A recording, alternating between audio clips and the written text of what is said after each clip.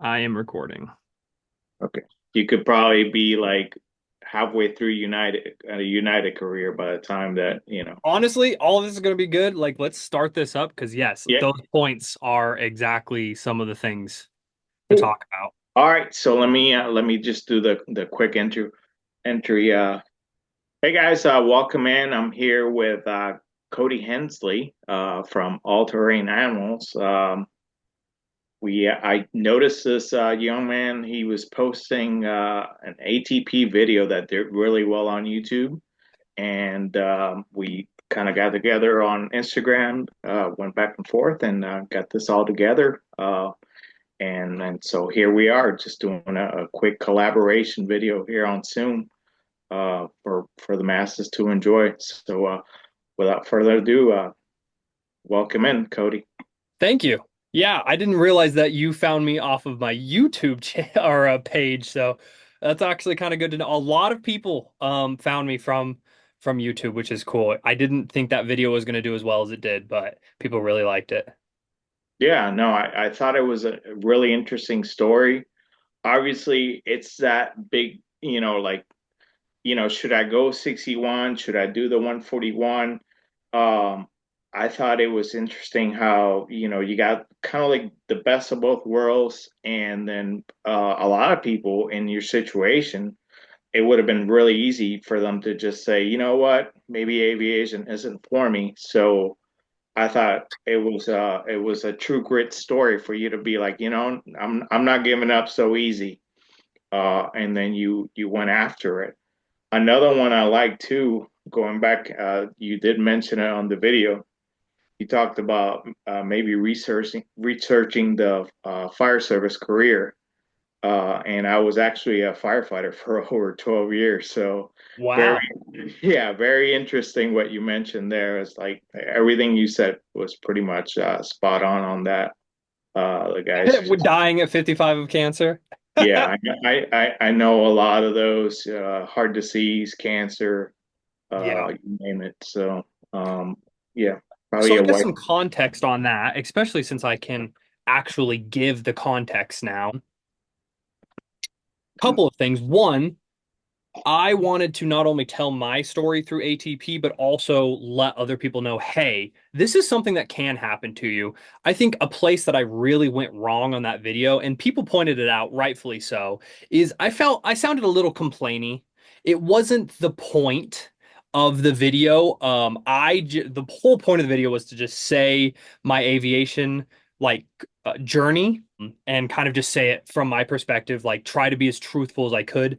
I do understand, yeah, there was a lot of accountability I didn't take that I now am trying to be like, wait, wait, wait. Like, I know that there was a lot of accountability, but that whole video, 48 minutes straight, uncut. I think I cut one portion out because I like said and then like spaced out for a second. So like kind of just context on that specific video.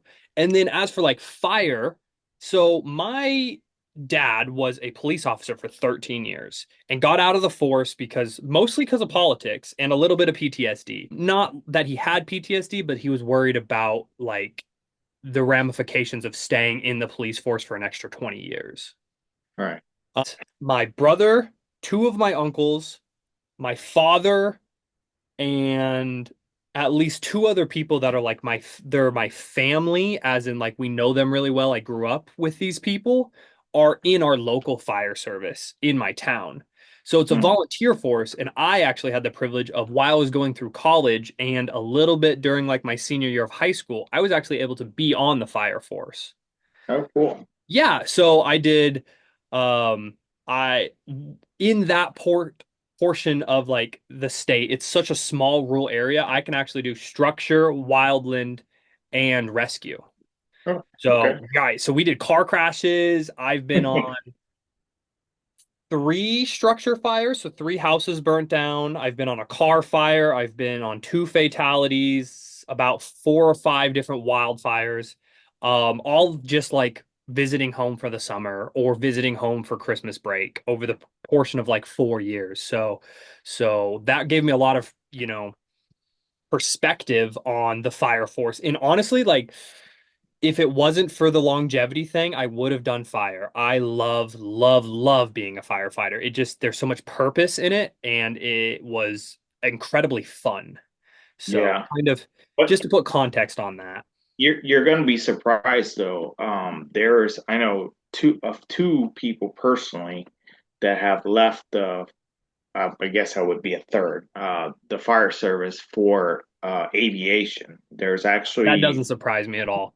one young man that's he's been kind of calling me. He's like, hey, hey, don't put this out to anybody, but I'm really looking into going to flight school, and what are the best ways, and what do you think about this, and so it's what happens too in those professions. Yes, there is the reward right away, but eventually you can only rise so high, right?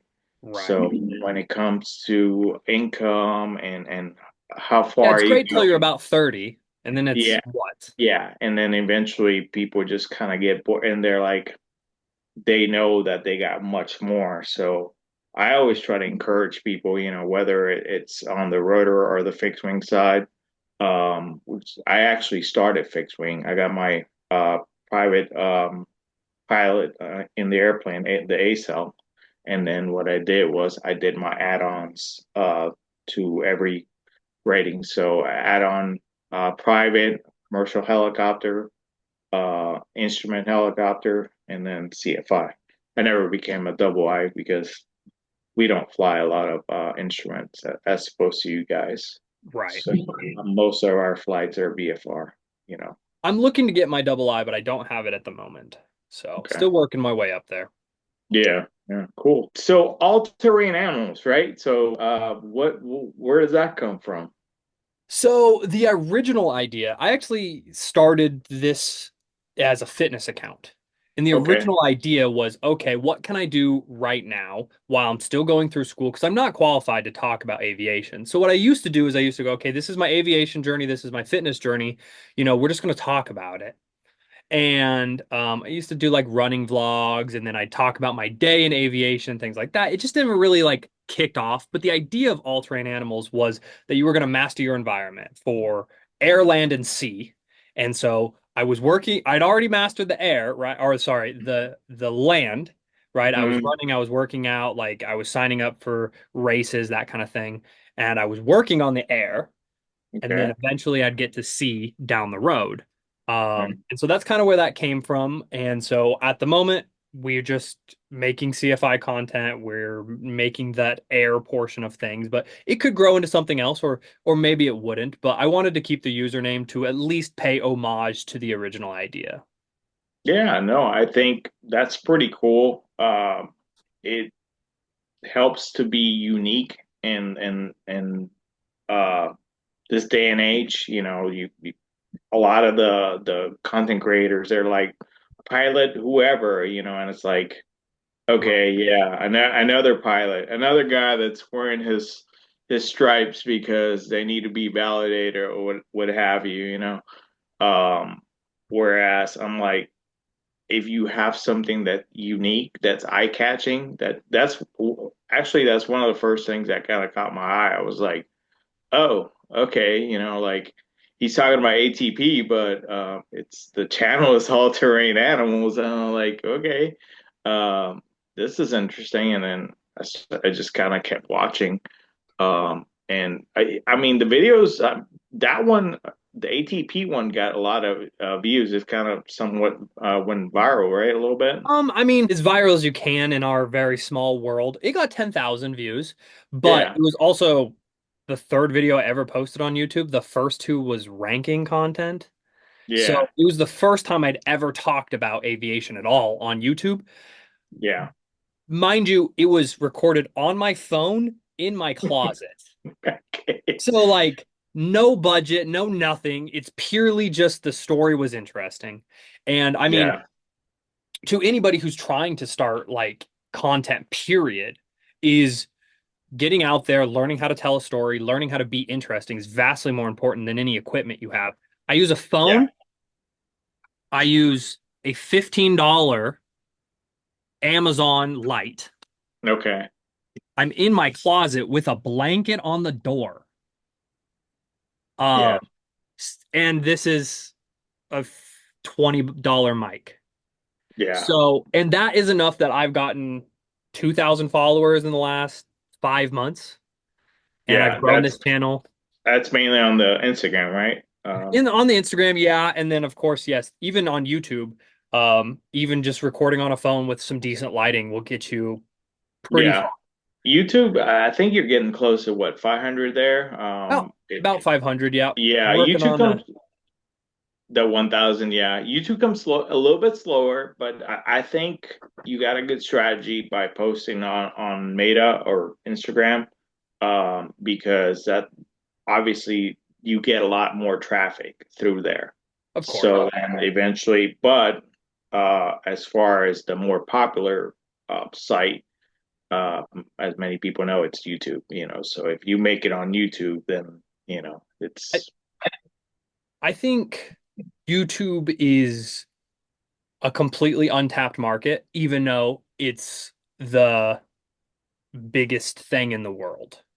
It's yeah, super weird to say that, but the amount of creators that are on YouTube is so low, and the amount of potential you have on YouTube is so high.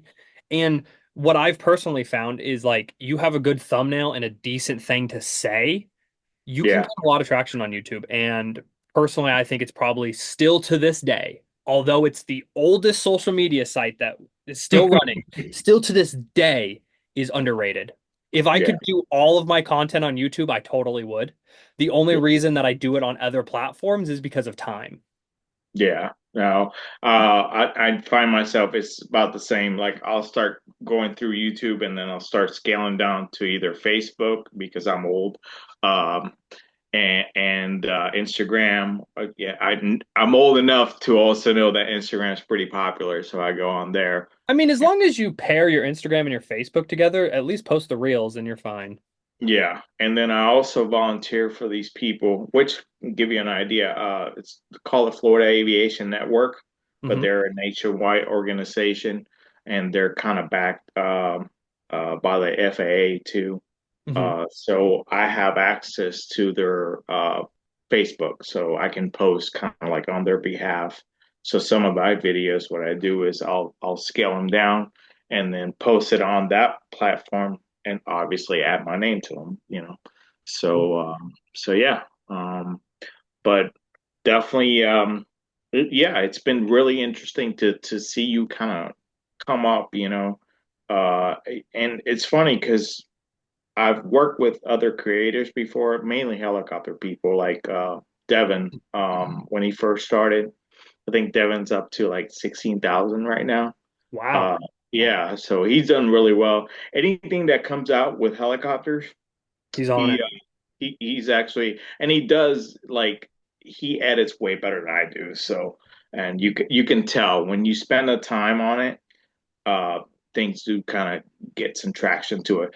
And then again, there's lucky people out there in YouTube that just have skill, like Johnny, as opposed to in helicopters, he's just a very skillful pilot. So any of his videos that he makes, he's the guy that does like auto rotation, sideways, backwards. If Yeah, those are going to be pretty if cool he could videos. They're do very them interesting. upside down, he would probably do them. But yeah, no.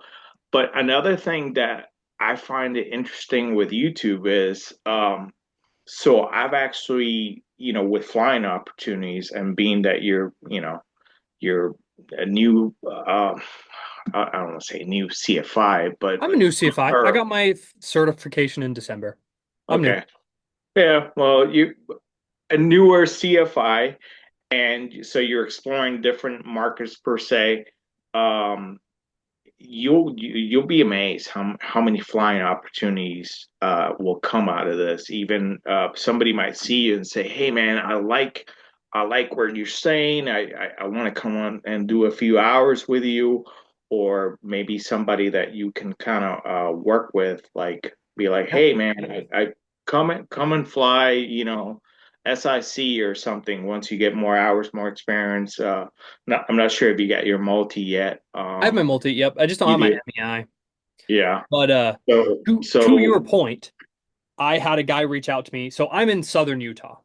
Hmm. So I had a guy reach out to me from Vegas. We didn't end up flying, but he reached out. I had a guy end up reaching out to me from Colorado, and he still might be one of my flight students because of the way I do things. And I'm a little cheaper than, even Colorado is. And St. George is cheaper than Colorado, period. We might work out a deal where he's going to come to St. George from Colorado and do like a batch of training. Yeah. So yes, to your point exactly. I've even had so in that specific video, I had an airline pilot comment about how when he was a CFI, he used to teach free group grounds, and he got a lot of students Hmm. from that. I teach free group Yeah. grounds now. Like, Yeah. I got a lot of ideas. I got people who reached out to me. There's a ton of people. Like, there were people who were like, I work for the FAA and I love this video. I'm a DPE and I love this video. I had guys reach out to me that were airline pilots and, gave some advice and things. So, like, yeah, I just reached a lot of people who are in the industry that you just never would have even touched.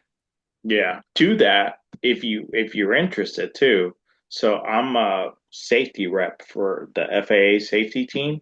Okay. So if you're ever interested in maybe like, hey, I want to do something, and it's basically what you do is you put it out. They have this system called spans, and it takes about 2 weeks. So you put it out. I actually have one on Saturday. We're doing carburetor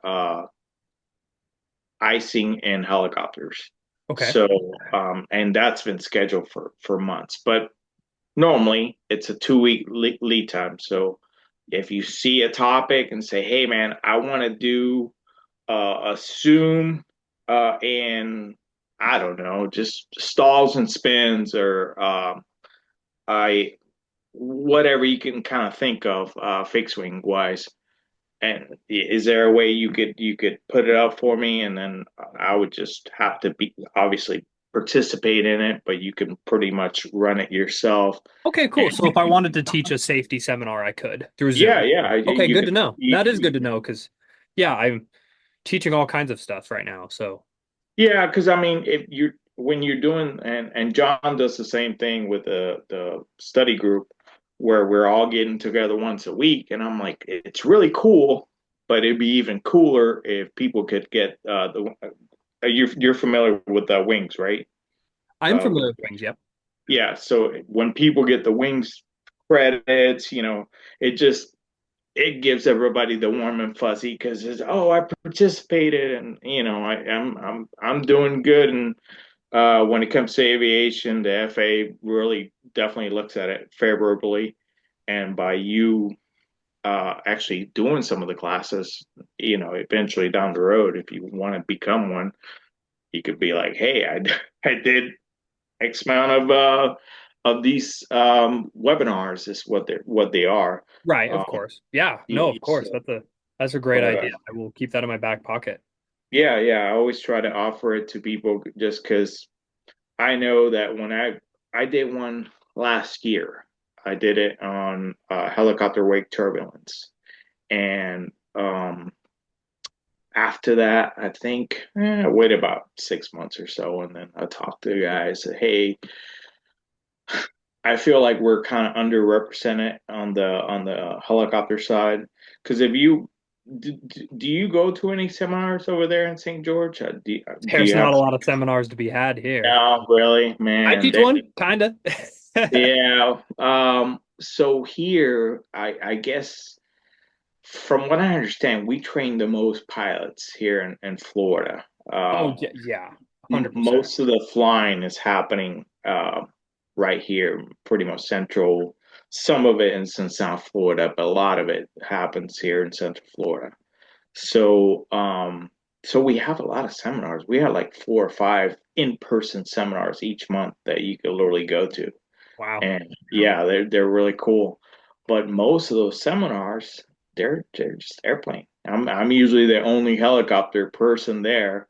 And so it's like, man, like I know that for networking purposes, it's better to for us all to collaborate wherever we're at. And so we've been able to do that. So,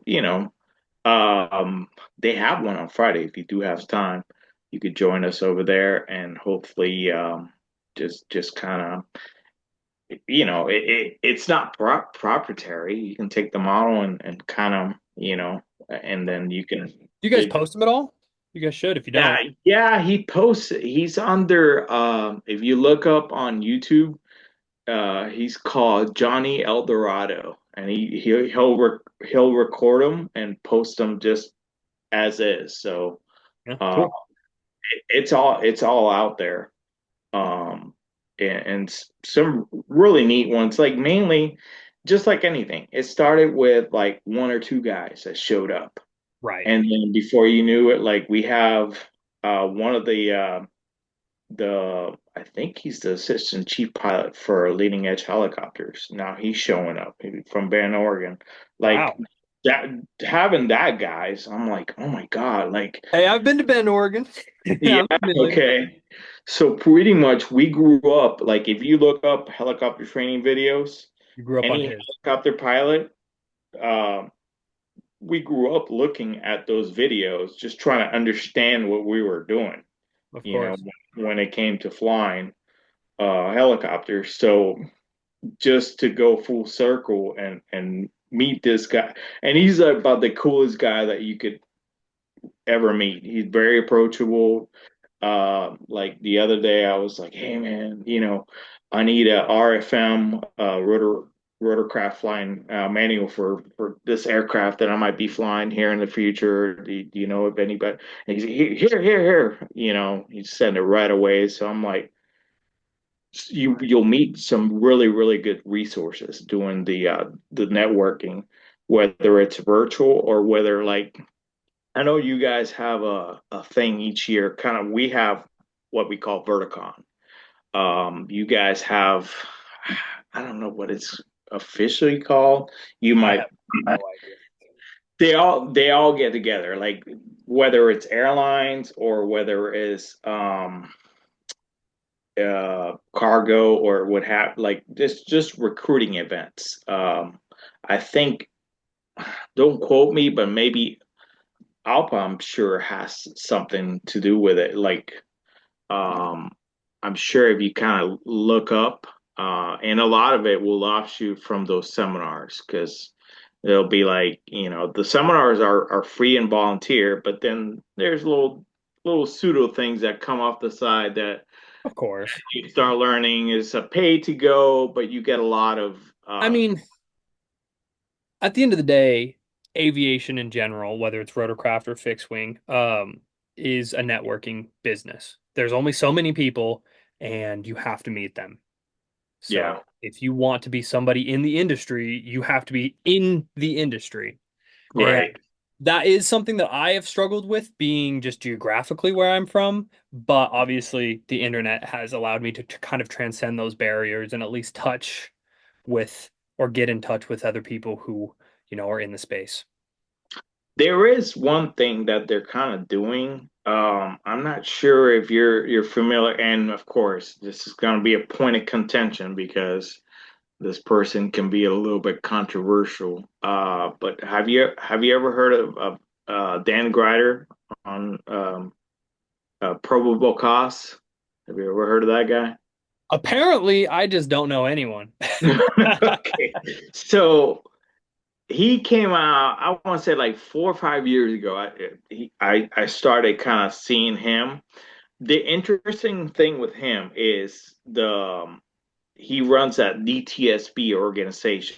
So pretty Okay. much he puts this NTSB to shame. Like he'll come up any accident that happens within a few days, he already has Oh, is he like like an old guy? And he tells yeah. whether Yeah. the the plane or the crash was like he like puts his own like Yeah, yeah, investigation he on the he crash. does a lot of it. With him, you'll hear a lot about the AQP, which is the Advanced Qualifications Program that the airlines run, Hmm, and he okay. talks about DMMS, that And he airspeed flies like that a you. small jet, right?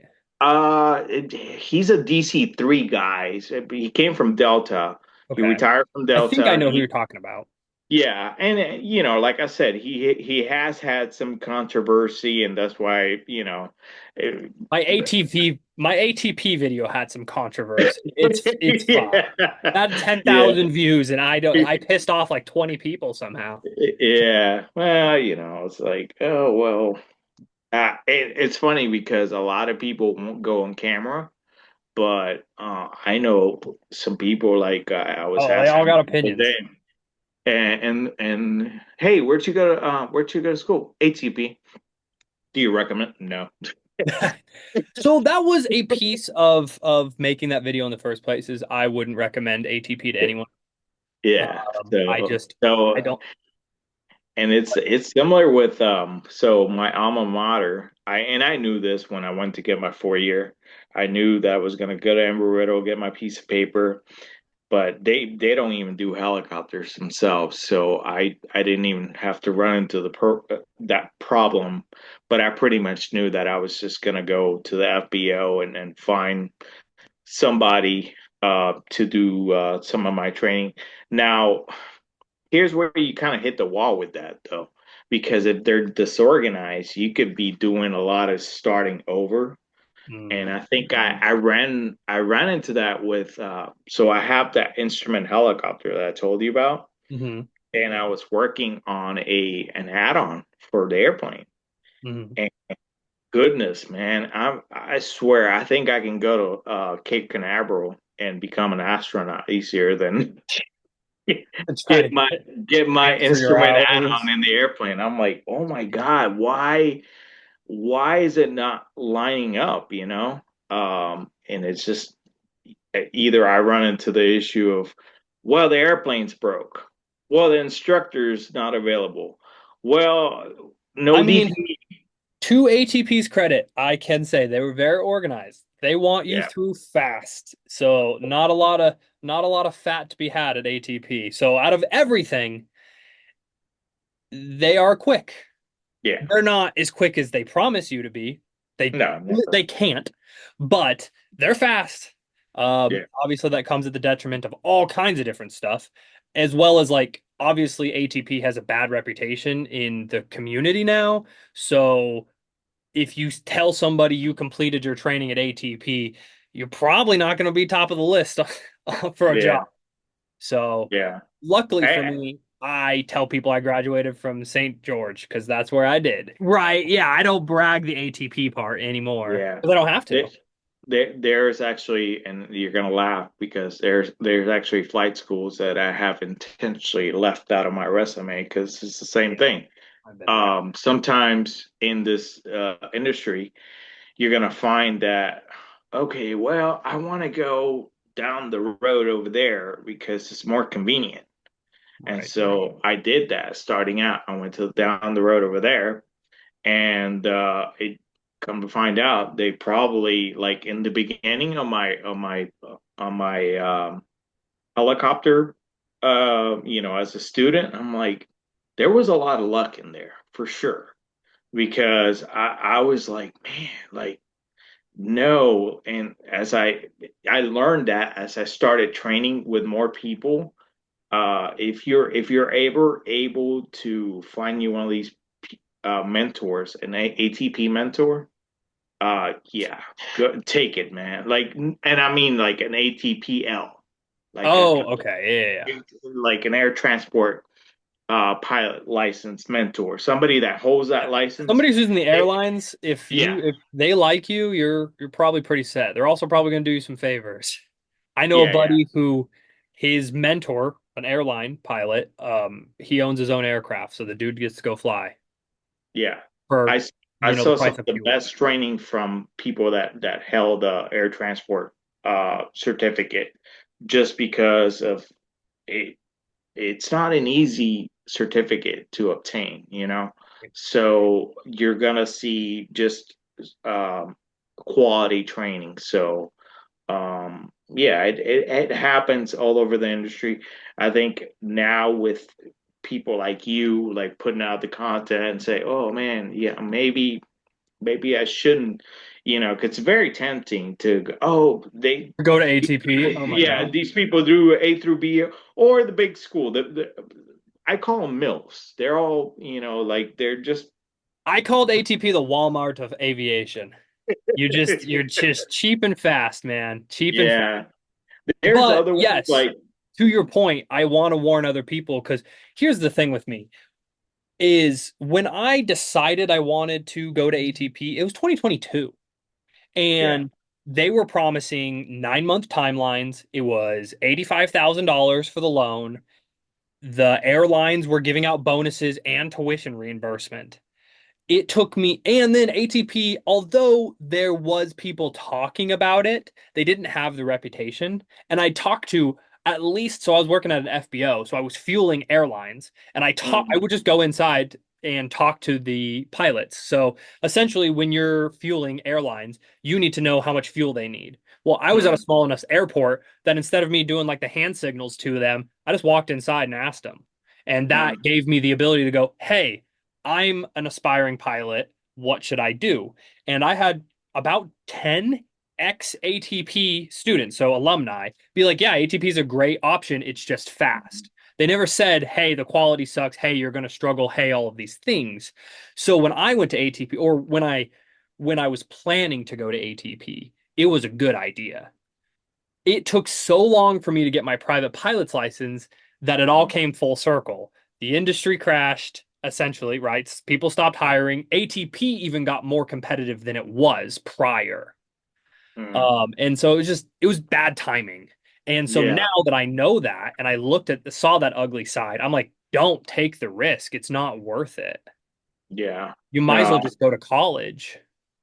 I like those the associate type programs. There are a few out there. We have some in the helicopter side, but it's Mhm. funny because a lot of the ones that are VA funded, they're doing about the same thing, like Puppy mill or there pilot are union. schools out there, and me, I'm because I didn't go to them, I'm not gonna, but everybody kind of knows Mhm. of them. They're giving these guys what they call turbine labs. So they come out with 50 hours of, helicopter turbine time, which is like useless, like yes, you kind of know something, but no, not really. Really? It's just a way to milk out the VA. I mean, I'll And take a turbine lab on the fixed wing side of things. yeah, of course. I mean, anybody would, right? But I thought it was just really funny because so a lot of our time building. So initially, I didn't instruct in the beginning. I went straight to air tours after I got my CFI. Oh, cool. So I ended up in Myrtle Beach, South Carolina, and I was working with some of these same people. And I was like, I would laugh at them because I was like, look, how much did you pay for flight school? Well, I didn't pay, the VA. I was like, yeah, but well, technically, I Right. paid How much did they take for flight 150, school? close to $200,000 for Oh, you to go to school. And I was like, I think honestly, for 80,000, and I'm being, you know, I'm probably inflating a little bit. That's probably what my helicopter training costs, between my private in the fixed wing, my add-on, my commercial, my instrument, and I know my CFI cost me 10 grand, for sure. I know how much cost that me one. 7. So I feel you there. Yeah, I took a little bit longer than I should have, and I I'm took not. Yeah. technically I took 9 months, technically, if you count getting kicked out of ATP actually, let's see. I started CFI in January and I finished CFI in December of that same year. So 11 months. Oh, okay. No, so mine was a little bit different. So I had to go. I was trying to get the guy that did my instrument to do my CFI. And Mm-hmm. he's like, I haven't done a CFI in 20 years. I'm like, I'm not. He Yeah, no finally told me, thanks. Right. yeah. So it just so happens that he had this board, and in the board, it was funny just the way that he would teach. He was mainly an airplane pilot that became a helicopter pilot. And he just owned this little tiny R-22. I'm not sure if you're familiar with that, Yeah. Yeah. the Robinson. So anyhow, so on top of the of that board, there was the airport identifier. It was Kilo Mike Victor, which is in McMinnville, Oregon, and right next to it said Jerry Trimble, and I'm like, okay. So I started doing some research about Jerry Trimble. Come to find out that he had worked in the very beginning when Robinson was just in its infancy. He had worked for Frank Robinson as an A&P. He was an airplane guy, but he was also an A&P, and he got hired to do, the production, like, and actually took him into, where they got certified and everything. So he knew the Robinson like inside and out. And I was like, okay, cool. Now all I got to do is call them and drive myself from Florida to Oregon. So I did that back in February of 22. Uh, Drove myself up there, and I spent 7 weeks. It was normally a 2 week course, and I was like, I'm never gonna do this in 2 weeks. This is just no way. And when I got done, I was like, I don't. It was an unbelievable feeling because I was like, okay, wow, But when Your training's obviously over. you Now you gotta go no get a job. training's technically over, but the Right, right. training has just begun. Really, I go out, and so I knew that they were desperately looking for air tour pilots in Myrtle Beach. So I literally I put in, and within an hour that guy was calling me. He's like, Really? Wow. when can you be up here? And I told him April 25th back in 2022. So Mhm. I went and did my flight interview, and so I ended up, it was like an 18-month contract that I kind of signed with them, which looking back, oh my God, like I probably shouldn't have done that. I should have been like, no, like I just want to be here for the season and then just 18 go. months is a long contract. It was. I mean, we flew in the season, which is in the summer season, we flew over 500 hours. Wow. So I got 500 hours just like that. Yeah, that's awesome. And so I did that. And then somewhere along the line, by February of 23, I wanted out. I was like, I don't want to do this. We went into the winter pilots. There was only two more pilots that stayed on from the season originally to me, and they were starting to bring in the new pilots. Mm. And as wet behind the ears as I was when I first got there, these guys and gals were going to be just like that. Hmm. And I was like, I don't know, Don't want to take the flying risk anymore. that, yeah, flying in that little tiny pad. So I applied to the golf, and Hmm. I got the flight interview. I went out there. Another crazy story. I drove myself from South Carolina to Broussard, Louisiana. Passed the flight interview, and so technically had the job, and I just pretty much I was like, yeah, I'm done with Myrtle Beach. So I came back to Florida, and in May I went to fly out there, and dude, I lasted 2 freaking weeks. And Why? I'm like, why? Like, this is what I wanted. Like, I had this big 407 that I was gonna go fly in in the Gulf and what have you. And so I was like, look, man, I mean, you gotta tell me what happened. He's like, you haven't been a CFI, right? And I'm like, no, I just went and flew tours. I flew over 1,000 hours of tours, in Myrtle Beach. Hmm. It's like, yeah, it shows. Like you have to teach. You just did this hot lap for 18 months straight and didn't have any Yeah. And experience. he goes, you have to teach. You Oh, have to get. Yeah, he's I like, don't, I mean, get away from the tours. Go do some fly instructing. yeah. And I'm like, okay, well, it's like you say, it's not like you can get, being being a CFI in airplanes is hard enough, but just imagine being in helicopters. This is not that many Like, students. yeah, it's not like you're going down to Walmart and saying, "Hell, here, give me a job." Yeah, how'd you So, do it? How did you advertise? Or did so you get in a flight school somehow?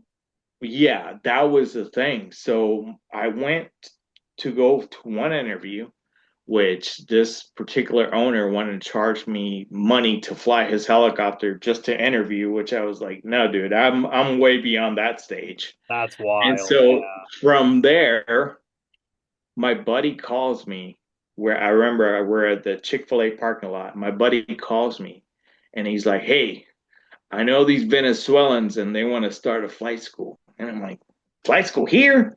He's like, yeah, they brought a ship over from Venezuela. I'm like, okay. I'm like, okay. At that point, I'm like, I mean, you whatever. gotta do what you gotta do, but a Yeah. Venezuela flight school seems sketch as hell. So I go down to North Perry, right? They had already assembled the helicopter back together somewhat. It was airplane people trying to put helicopter back together. So the one kid, the owner of the company, he inspected something and he was like, "Oh my God, this thing's about to fall off." So thank God we did a thorough pre-flight and were able to catch that. The pinch links were just not at all how they're supposed to be on there. Anyway, so fast forward to us bringing the thing up to he decided to train somewhere in Central Florida. So and he already had a guy like literally lined up like, hey, this guy's coming and his Venezuelan license, I guess every year they got to renew it. So Their because it pilot's was licenses? yeah, that Okay. down there Does it even it's transfer to America at all? so some of the time counts. Okay, but the This is license what I doesn't transfer. this is what I found out. This guy had more time than I did. He was Hmm. a 5,000 hour pilot. He was actually their last instructor in Venezuela, and he Huh. was a really cool guy. He just his English was just like it was decent for what he was trying to do, and he knew a lot of the material. So, so within like I think we just kind of like hit all the requirements, and we like in 7 days we'd scheduled a check ride, So and I'm like, you with CFI'd him and then checked him off for a check ride and he got his for a license. check ride in like 7 days. Now, granted, he has like 5,000 hours, Of course, so yeah. I'm You like were just checking boxes. pretty much it was easy. I didn't have to teach him mainly, not, it was him just getting used to the aircraft again and just like Right. okay, cool. Um, and so he made it through. I was like, oh, cool, I got my first pass. And then the guy that owned it, he went through it. Took him. I think we started in January. It took him till May. Okay. So but also town. He grew up around the machine, so Mhm. it was like Not a big deal. not a big deal. So Yeah, your and then first two students were some easy passes. yeah, they were just like And lucky break. I mean, how hard is it to get your first two students? yeah. So I got them. And then I had my problem child, which he took forever. He was my first failure. Wow. Um, like we thought he was ready.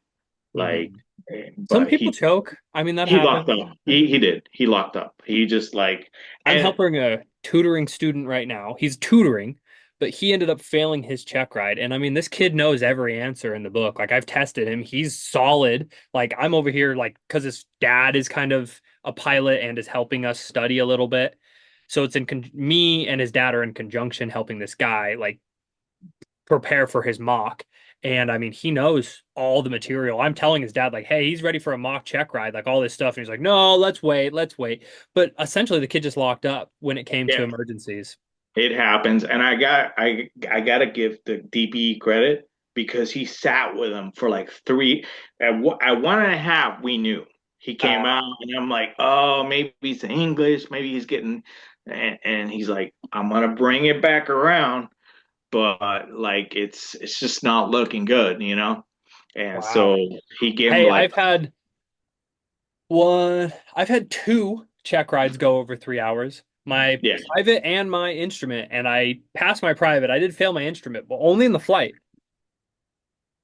yeah. So, I mean, like you can have a 3 hour oral and still bring it Oh, around. oh. Well, you want to laugh? Okay. So my fixed wing check ride. Uh-huh. So I how this worked out was I let my written get to the point where it was about to expire. Oh, And okay. Wow. All right. Yeah, you so got 2 years. yeah, yeah. So I was like a year and 8 months. And then Wow. I decide, okay, I'm gonna go up to Jacksonville. I'm gonna move up there and I'm gonna get this done, because I just couldn't focus down here in Central Florida. So I do that. And we have the check ride schedule. It was 11 June. I'll never forget, 2015. So he comes out. The first thing I noticed, like he was a little bit late, and then the first thing he was known, I had already kind of seen him running around, Your and DPE. yeah, Okay. and he was known to kind of intimidate applicants to go and get a discontinuance. And so, Why? like, What? So we could charge him again? I don't well, get it. no, he just, I mean, He his just thing. really didn't want to do the flight portion. He didn't want to be there. He's like, "Oh, I gotta go to Cecil Field and blah blah blah, and Did this and that he do the that other." thing where he would start the oral, ask for a discontinuance, and then never show up again? Was he one of those guys? I don't know what he Okay. was trying to do, honestly, but I sat there and it's funny, and I mean, I'll take some of the blame because I did ask him about helicopters, and Hmm. then so he for part of it, he's like talking to me about helicopters, and he's like, "Oh yeah, I fly the R-22 and blah blah blah, and this and that." I'll tell you what you got to do, and so he's giving me all strategies while we're doing my check ride, and then in the meantime, he's asking me questions and stuff. And then so finally, it gets to be like 1 o'clock or something. And I'm like, oh, in Florida, that's around sketch time, so especially in June. That's nap It time. just, well, the storms are going to build up by 3. Yeah. They're just going to fire off. But Mhm. anyways, I do my pre-flight. We go flying, and now, granted, he showed like showtime was 9 o'clock, so it's already one Yeah, that's o'clock wild. Four that hours that we're later. that we're gonna go fly, and we're flying, and I'm doing this and I'm doing that, and I think like unusual attitudes, right? How Mhm. my instructor showed me was just a totally different way of what he was like. The guy was just like, oh, and he got a little crazy up there. I was like, what is he Some doing? people think you're supposed to It, pitch power, then yeah, yeah, it, pitch it then was power. it was something crazy. Yeah. It was like he was like, you fail. It was like, yeah, like a lot of like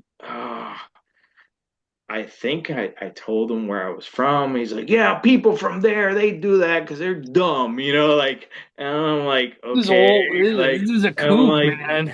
I'm All like, right. okay, what, and he's like, well, do you want to go do the landings or not? And I'm like, yeah, I'm like, Okay.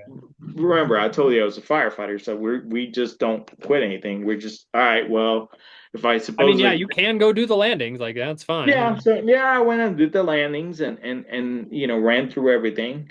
And so we get down on the ground and he's like, so are you gonna remember blah blah blah, blah. He just kind of quickly debriefs, what he did, and he's like, I was just messing with you. That's just the way I do my distraction. You passed. And I'm like, but you told me I Like you failed, can't like, legally tell your students that they failed. well, and this is probably why if you Oh, go into the DPE database now, his name does not yeah. appear in there. Like, The guy who surprising. the guy So, who did my instrument check ride failed me on unusual attitudes, and he made me fill out um the binder in flight. He took the binder out of the back, sat it on my lap, and goes, fill out our VOR check. So I'm with a pen. Oh no, I was reaching into my backpack to get a pen. I'm like, okay. Mind you, 5.5 hours into a check ride. And so I reach into my backpack to get a pen, and he puts us in an unusual attitude, and I failed it on the unusual attitude. And I was just like, man, like, look, it's legal to do that, but such a cheap failure. Yeah, Anyways, long story short on that, and I've complained about him before, and I've been called out as a complainer for it. Whatever. Long yeah, story short on that, he got his license suspended for like 6 months. yeah. No, this guy, he doesn't appear anymore. Like, and Yeah. his there was a lot of concern on his part. Like, the FAA is gonna come and check me out, and you know, uh, he was really nervous about getting checked by the FAA. And I know that the Wonder FAA, why. I know the FAA around 2018, like the DPs that I was familiar with, their attitude changed a little bit There's a little because bit of a shift in 2018. yeah, they did crack some heads, especially in the Jacksonville area. Well, yeah, There it's a big area. Yeah, yeah, lots of there flights. was a little bit of restructuring up there, and so DPs became a little bit more conservative, Of course. um, but still, like the guy I work with down here that does my check rides for helicopters, he's always been like just a certain way, and Hmm. I think a lot of people try to avoid him because they don't think. And I'm like, no, dude, the guy's about the most fair DPE that you could ever run into, and he's the real deal. Like he flies medevac, and he does the DPE thing because he likes it, Hmm. one of the fairest rate. I think he did that commercial at $700, which you won't hear Yeah, about that's awesome. That's really cool. rarely. I think the next year he bumped up to 800. He was doing privates at 800. That's how you know your DP is cool. If he's under a Yeah, thousand, like he's a like cool he's guy. like he's like I'm not doing it for the money. I just want to, where if you go anywhere down into South Florida, Oh, forget it's about all it. 2,000, Yeah, 2,500. Yeah. 1,500, like, and There I'm was a like, lady who charged, it was $2,000 for a check ride and then an additional $500 for her travel, even though the flight school ATP already paid for her travel. yeah, You charge the double dip. student an extra $500 for her travel. Yeah, no, it's crazy. They get Um, away with that though sometimes. yeah, I mean, I don't know. It's one of those things where, um, I get it. Their time is valuable, and they're putting a lot, when they're certifying a pilot. But still, it's like, man, like it just almost feels like, and now it's like you can't get an inspector. Like it Oh, used to be you could, but right. yeah, the FAA they don't have the resource. Like even for the CFI, that was the one check ride that you were guaranteed that an inspector would come with you, whatever. But not No, anymore. I didn't have an inspector. Yeah, no, nothing. Yeah, but and that's on the hindsight of it. That's why I try to stay friends with these people with the safety program. It exposes you to the program managers, and if you're ever gonna, I got a rent check one time, Mhm. and I was like, oh crap, okay, I'm at work, and he asked me just basic stuff, and I just quickly told him, like, yeah, yeah, I do the seminars, and it was a very quick ramp check. There Gotcha. wasn't no Yeah. No, tricks, it and definitely helps to be an insider for sure. yeah. So, but Like when you yeah, know a cop and then you get pulled over and you're like, "Do you know so and so?" And they're like, "Oh." the only thing that kills it is that big body cam that they have now, and they just Ah, it's I fine. I just tell one them of my my dad was a cop. They always let me go. what one of my last students was a cop for the Seminole tribe. And he's like, man, these cameras have changed everything. Like he was able to just have so much leeway back in the day, but once they press record, like they even Yeah, if they you got to want be to, strict as hell. Yeah, I'm like that's definitely one job that I never would want to do. Like I applied for, in my younger years I did apply and thank God I didn't get it. I went to fireside because Hey, it's my so dad always said, nobody's mad when the firemen come to town. yeah. Nobody's mad when the firemen show up. Everyone's Yeah. all pissed off when the cops come. Yeah, somebody said, what is it like? Oh, the firemen, they're like the mommies, like mommies here. They're here to take care of you. We're like the dad, It's like, I don't know about that, I'm the but whatever. crackheads. Oh, Yeah. great. So, anyways, So you're CFI now, right? yeah, yeah. I just recently started flying a different helicopter, so I'm flying the gimbal Cabri G2. That's a French helicopter. Okay, cool. That's become popular. I actually got to go tomorrow. I'm going down to Lantana, uh, down in South Florida, Hmm. and I'm going to take on my second Cabri student. So Cool. we've been trying to strategize this for a while now. The ship's been here since May, Mm-hmm. and finally we're able to get our act together because it's so far. I'm gonna have to spend a few days with him, working with him. So, but I'm excited to do that. It's a brand new aircraft. It's you know, he's pretty new. Like, uh, but has a simulator. He played with it a little bit, but I'm not expecting. I'm expecting him to be pretty green. So So what's the hardest thing about teaching a helicopter student? Because I don't know anything about helicopters. so when it comes to the everything's based around the hovering, right? So I suppose where you guys start up the plane and you're taxiing, you're taking down your clearance and stuff.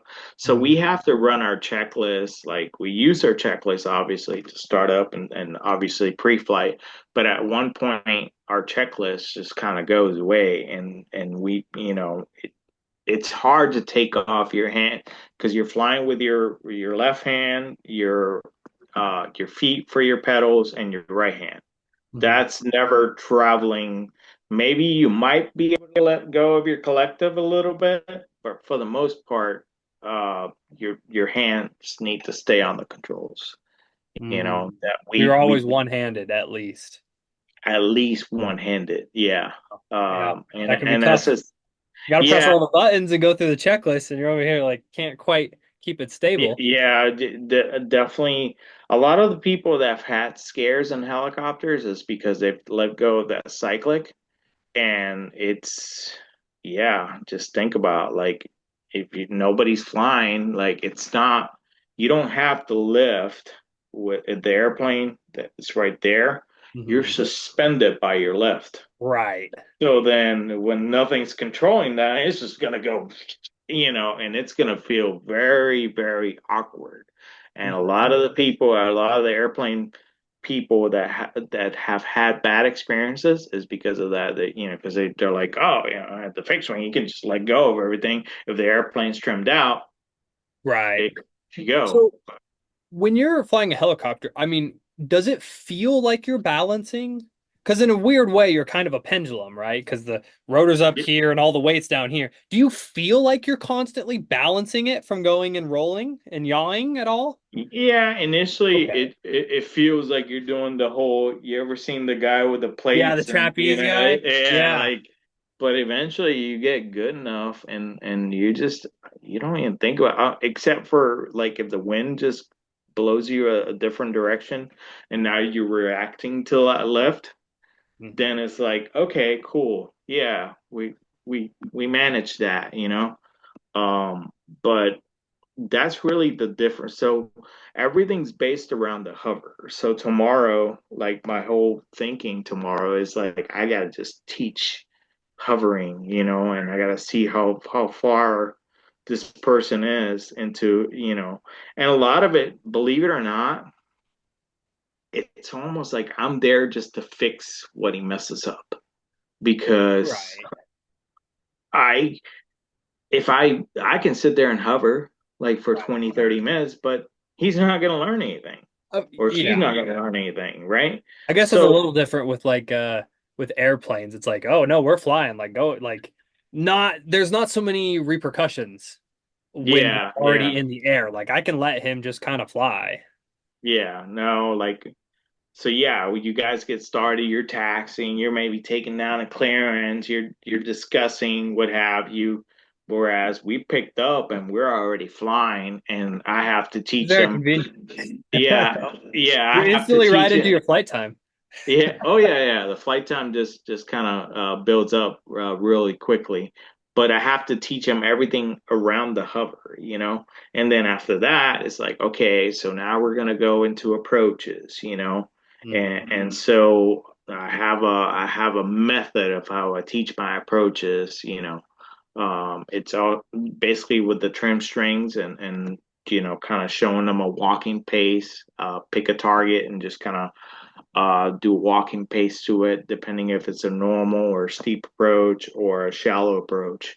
On the Mm. shallow approach, believe it or not, I just tell them you can be lazy like an airplane pilot, like literally a shallow approach is you can just fly it almost like the fixed wing because you don't have to worry about a certain profile.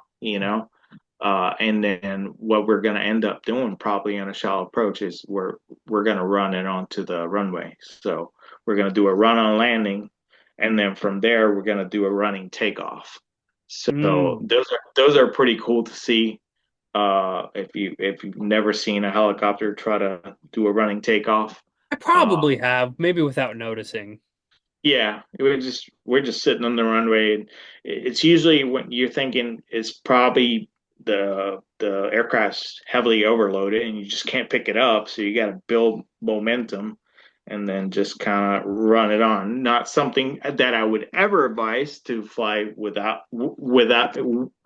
out of weight limits, Mm. out of Well, CG. helicopters reach their weight limits pretty quickly, right? They don't have like a lot of load. Yeah, but I mean, obviously, there's things like if you going back, I was telling my student from yesterday, we were flying yesterday, and there's a book out there by Robert Mason called Chicken Hawk. Mm. And in the Vietnam War, those guys were overloaded a lot Mm. of times, and it wasn't like they were gonna leave people behind. They try to get as many people as they Right. could. So there's things that you can do to get the aircraft to fly. So, but obviously here, peacetime, no, don't overload Yeah, if you guys your. are in war, Yeah. do If this somebody's maneuver. shooting at you, you I gotta, mean, there's the same thing with aircraft as well. I mean, everyone's heard of the stories of the C-130 pilots who are coming in at angles like this, getting shot at. They land in 150 feet, vertical takeoff. yeah, So, I mean, very similar stuff yeah. for sure. So, but yeah, no, I think honestly, there, I seen this with a buddy of mine. So he started in helicopters, and I'm not saying like one way is wrong or better. It depends what you're passionate about, right? And what it's affordable. But there's different schools of thoughts. Like, have you ventured into the LSA world at all? Like with the ultralights or anything like that at all? No, I mean, I think a Cessna is considered a light sport now.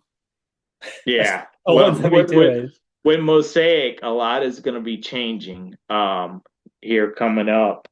But yeah, there's things out there like the the LSAs, the ultralights or what have you. They're pretty fun. I flew one called the Dragonfly, which kind of reminded me of flying between a helicopter and an airplane at the same time. It was Really? it was a really cool machine, and I got to fly it with the guy that designed it, Robert Bailey. He was around the Groveland Airport for many years, and I think a couple years ago, man. Somebody brought him one of his designs and a screw that attached to the wing wasn't attached right, and about 300 feet, wing collapsed, killed himself. Oh my Yeah, God, that's yeah, wild. terrible thing, man. But before that tragic day, I was able to. And it was several years before. I flew with him. He soloed me in the Dragonfly, and it was really fun because about the most purest flying that you could ever do. It thing didn't even have a radio, so you kind of climb Yeah, up because to it's so low, right? It doesn't need the five. radio. I climb up to 5,000 feet over the field, How and you just does he get flying away around. with not having a radio? Huh? I said, how does he get away with not having a radio? Oh, it's an uncontrolled it's a non-towered field. Oh, So, and they pretty much anything that leaves out of there is just their stuff. gotcha. So as long as they So, don't go into like an airspace. yeah, yeah. But you can only go so far with it because okay, so you climb to 5,000 feet and you can see the whole city and area, and then you're flying around, and then you're like, okay, I did it. Cool. Let's land this thing. And I think that was the last time I went up on it because I was like, Well, lucky you, a wing didn't collapse. yeah, right. I mean it's crazy because so it had like a little parachute thing, which I put a lot of forth trust on it because I was like, oh well, if anything goes wrong, the chute, whatever. And I really thought that that could, but man, when it's your time, it's your time. But I think him being in his 70s, running around there for years, just like the only person I seen do he did flat spins, he did spin, he showed me do a bunch of stuff in that little dragonfly, and it wouldn't stall. So you could Oh, literally, yeah, it was aerodynamically, it was about the funnest aircraft that you could ever fly. He just did some crazy stuff with it, but it was just one bolt you know, yeah. that got him. It wasn't as fine. It was just Have you ever heard of crazy. the story of, I think his name's Dale Snowgrass up in Lewiston? Mm-mm. So an FBO that I used to work for, it was in Lewiston, Idaho, and this guy's nickname was Dale the Snort Snodgrass, and Mm. he was a Tomcat pilot. He was the most experienced Tomcat pilot to ever fly. Mm. Um, and he's in his 70s, just like your guy, and he's flying. I don't remember what the aircraft was, but essentially it's a tailwheel he was testing out to see if he wanted to buy it. Mm. Now, mind you, this dude was a Navy pilot for 40 years, or well, 35 years or whatever it was. And he took off, left the control lock in the yoke, could not compensate, tried to trim to compensate. It flips over, nose down into the ground, and he instantly dies. Yeah, I heard And about this. Yeah. yes, so I met his wife, but it was about a year prior to me starting my flight training and working at that FBO. Wow. But yeah, to your, when it's your time, it's your time. Like Yeah. he flew Tomcats, which is like objectively a very dangerous aircraft because they're the ones that their wings extend and their wings fold back, right? For 35 years, no problem. Gets into a tailwheel and dies. Yeah. Dude, It's- crazy story. yeah. No, it truly happens. I mean, little minor things where I guess distractions. You never know. I Complacency. I mean, you're 70 years old. Like, yeah. it's just, you've done it for so long. Something's going to catch up to you eventually. It has to.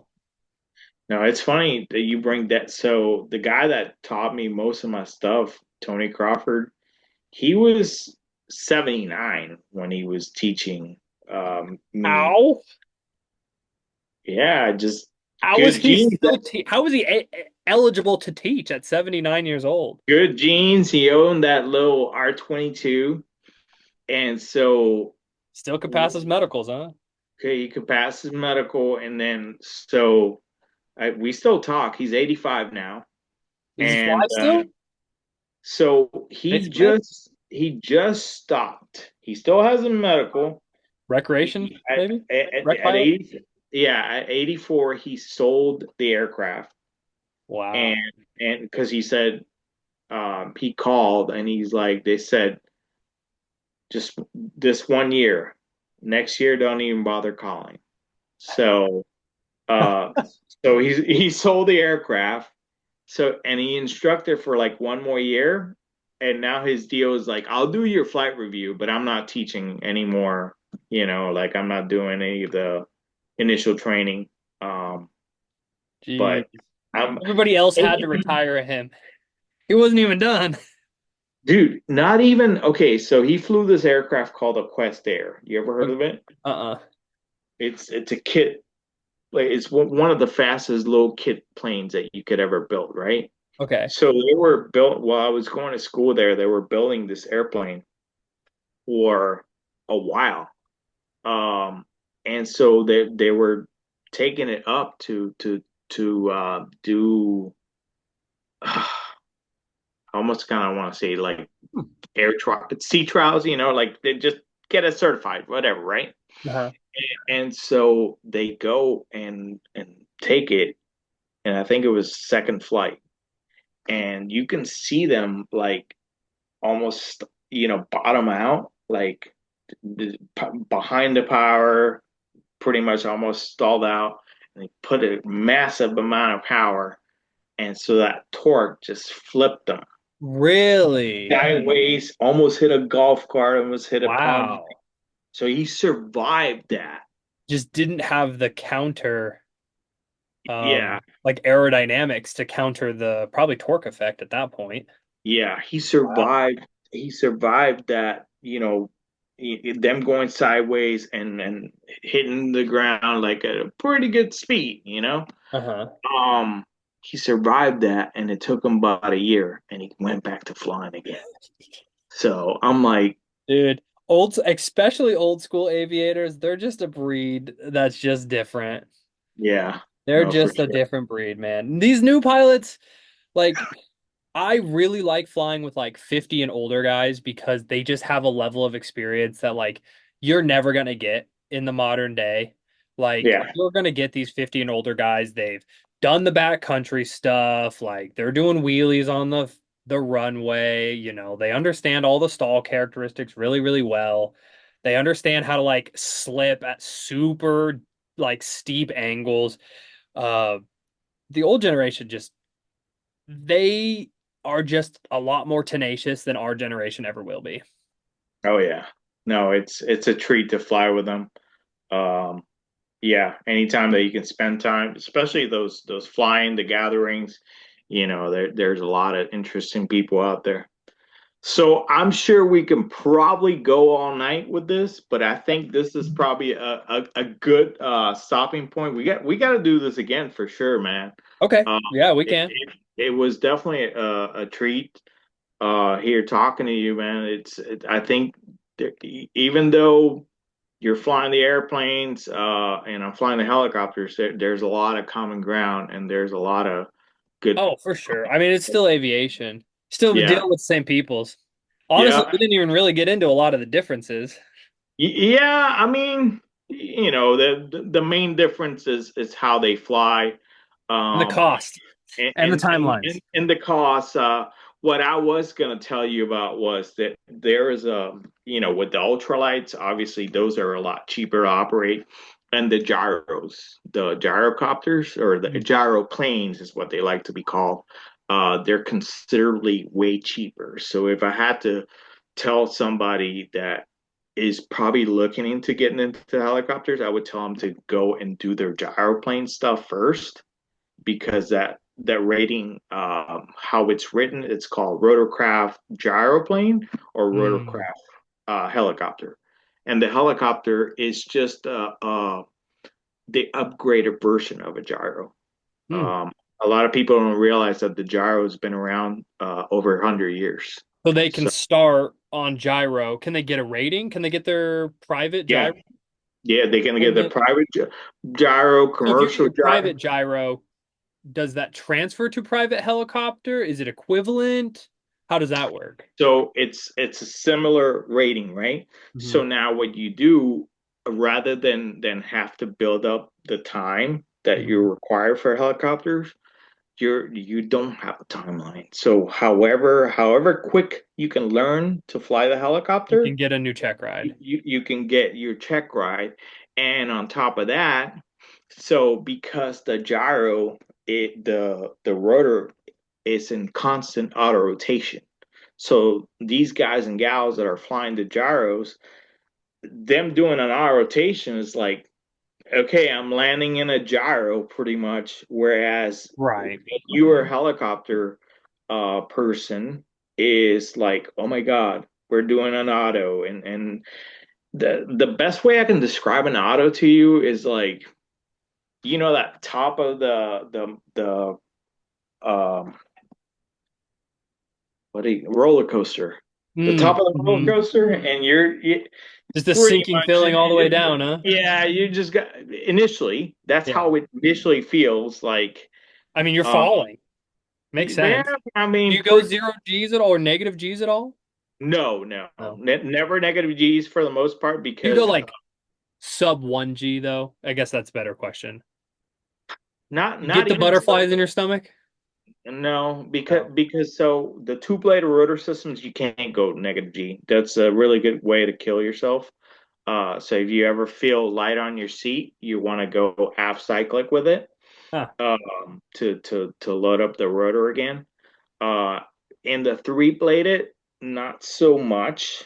You don't have to worry about the low G, but still, because I'm constantly, like I know I'm going to be flying Robinsons again, so Right. I try to keep the I don't do the pushover thing in the Cabri. I could, Hmm. I had an instructor demo it for me, and it's really cool because he's like, "Oh, look, we're going down, forward," which is just a very awkward feeling in a helicopter. Um, but hold on, I'm trying to connect my power. Um, but no, I try, and that's the challenging thing when you're trying to teach somebody that comes from the airplane world, because you guys do tend to move the yoke forward. Hmm. So you got to break that. You got to be like, hey, don't that whole like spin recovery thing that you probably have ingrained in your head. No, I'll do that. this going forward like this abruptly just doesn't exist. So in the higher time of airplane, the more challenging for us. We're like, oh crap, okay, them saying 30,000 hours, that's just gonna put us in a level of oh God, like whereas somebody that how many hours are you up to? I'm pretty low, so I'm at Pretty 250. low. Yeah, 255 right now. Okay, getting up to the threes. They'll build up as you get more Of people around. course. I'm barely like getting into my first busy season, so I'm getting students now. I have a flight tomorrow and Saturday, but it's not a very populated area, so like I'm hoping for 2 to 3 flight students, nothing crazy. So, Yeah, I have those two. I was gonna go work for another flight school, but it didn't line up. mm. Um, And how many but hours do you have? I have just over 1,600 And then third. what is like so for the airlines, I'm 1,500. So what's the big boys for you guys? 3,000? Is that what you said? No, believe it or not. So What's I your have big boy mark? the big boy mark. So it changed. So it used to be 1,000. Mm, So when I applied for the golf, I had that already. Um, now I'm total with the helicopter because I do have some airplane time. I think I'm getting close to 1,400 hours. So in another 100 hours, that pretty much for your entry level, like your tier one, the golf, tours, like tours will pick me up right now. I Yeah. was just networking with a buddy of What mine about like that's medevac or pipelines? well, so Like when medevac. does big money come into the play? Well, medevac wants to, they want you to have the established turbine time. So Gotcha. once you have your established turbine time between 500 to 1,000, then they're Mhm. like, okay, cool. Um, you can come over around. So CAMES is what they're under. It's a certification. Mhm. They want to see 2,000 hours. 2000. Um, so and with between 500 to 1,000 turbine hours. Wow. So, um, so then after that, like, but honestly, what I want to do, and I had just applied to a company. I got second interview with these people, and I guess I died on the third. You know, I think, yeah, it was second and selection. I didn't get selected, Hmm. but I was like, okay, well, I made it to second interview, so next year, I'll definitely apply. But I want to do is utility. So What's that? what that entails is so they'll go and inspect the power lines, Hmm. and then from there they go into construction. So construction involves long lining. So All now in. you're sitting there slinging between 150 to 200 foot line below the helicopter. So you got to be pretty precise. There's a method of how you want to deliver uh certain certain loads or what have you, like sling loads. Hmm. Keep that clear. So anyhow, that's what I want to do. You That'd be know. awesome. That sounds cool. I Yeah, worked when I worked at the FBO, they were also a fire operation. So they had 10, 12 bells. yeah, And yeah, so that was really cool. And then we had like a Pilatus that we'd go and get like the yeah. crews and ship them to places. Yeah. No, there's some cool stuff out there, and a lot of what I do recommend for you being so young, if you can get the add-on and more experience on the other side, it's Oh gonna my make you gosh, I love it. way more marketable. Like my buddy, he was just flying a PC-12 a couple months ago. Like he had left helicopters, and then all of a sudden he shows up down in Texas, and now he's flying a Bell 407. So like he gets to determine where, like, Right. oh yeah, we got tired of living in Idaho, so now we moved to Texas. So I got to take this, I got to go back to, but it makes you way more flexible. And believe it or not, it flying other like especially in helicopters, it's gonna make you a way better pilot. Like Oh, 100%. yeah. So yeah. I I have to get my helicopter license because my mom's dream has always been to fly in a helicopter with the doors off. And Mm. we used to be able to do it. There used to be like helicopter that come to our fair. It was like, I don't know, through Life Flight or whatever. And they would take the doors off, but then they had to start putting the doors on. And so like a thing that I've always told her throughout my whole aviation career is I'll learn how to fly helicopters and then I'll take you on a flight with the doors off. Okay. I have to. It's her Yeah, dream. there you go. Perfect. Well, Well, it was great talking to you. Thank you. most You have this definitely. recording, right? I think so. It says recording, so Are you okay uh with me posting this, like maybe on my YouTube and stuff? yeah, yeah. Use it I as don't. I think I could probably tag you, but I don't know if there's anything on YouTube that can give you in credit. YouTube when you go into studio, Uh-huh. go into the invite collaborator and then just find On me on. YouTube? Yeah, Okay. yeah. I'm gonna do the same thing whenever I do post this. I'll find you and I'll send you I'll add it as an invite collaborator. It just sends you a link and you have to log into Studio and approve it and say yes, it's okay for this person to use my Okay. use the channel. Well, so if I do that on YouTube, I probably shouldn't post. If you're gonna post this on YouTube No, and invite me, I probably shouldn't post it. No, post it Okay. because we both get credit, and then also depending on what you end up, if you find these and splice them up into reels or whatever, that you'd end up doing, because some of the stuff, you can chop up and Right. just kind of, and I think the more exposure, like it's Well, I great. just don't know if YouTube's gonna let us both post It, same content. you try it. Yeah. Try it. All The, right. the worst, Fair the enough. worst, the worst thing it'll say, it's like no, but both, depending on one of us is going to be able to be successful. And Mhm. what it shows, it'll show both channels. Like I'll say, Gotcha. whoever. So yeah, no, that I think, and that's pretty new. Yeah, I I'm still figuring it out myself. Yeah, and don't worry. As soon as you figure it out, they'll change it again. That's a good point. All Sounds right, good. man. Well, Well, thank you. yeah, thank you, Cody. Absolutely. We'll do this again another For time. sure. Thank For you so sure. much for the time, man. You Yeah, take thank care. you. All Have a righty. good night. You Take care. too.